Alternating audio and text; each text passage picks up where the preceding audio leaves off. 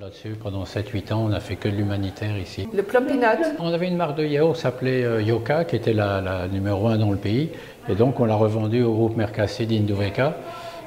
Enfin, ils sont bagarrés entre Yoplait et Danone pour le prendre. Donc, Mercassi, c'est le revendant de Danone ici, donc c'est eux qui l'ont racheté. Et donc, on s'est retrouvé avec une usine qui ne faisait plus que les fromages et un peu de jus de fruits, trucs comme ça. Donc, on avait beaucoup de places disponibles.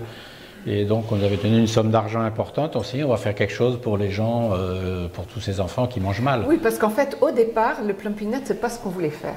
Moi, je voulais, à cause de ma fondation, que je voyais que les enfants mangeaient mal, on voulait faire un produit pour empêcher la malnutrition. Parce que le plumpy, c'est pour la malnutrition sévère.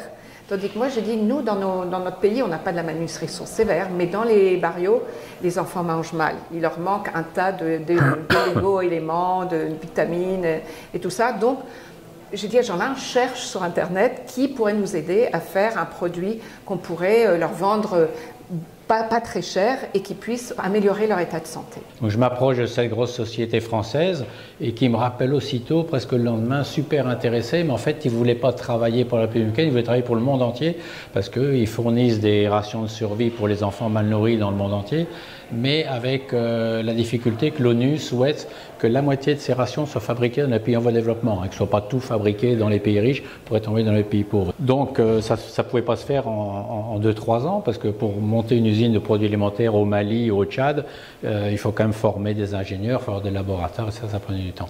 Donc nous, on est un peu une solution intermédiaire pendant 7-8 ans, de produire ici exactement ce qu'ils faisaient en France, mais on le fabriquait ici.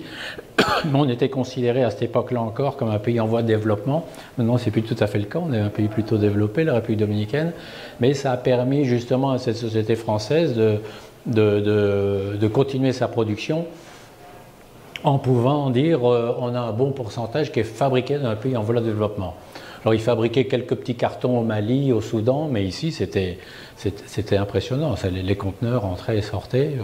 On a produit donc ces aliments et d'ici, on exportait dans tous les pays d'Afrique. On exportait au Nicaragua, au Venezuela, partout. À chaque fois qu'il y avait une crise quelque part, on envoyait nos conteneurs de produits qui étaient fabriqués ici. Donc ça a eu un temps. Il y a eu le tremblement de terre qui est arrivé en Haïti.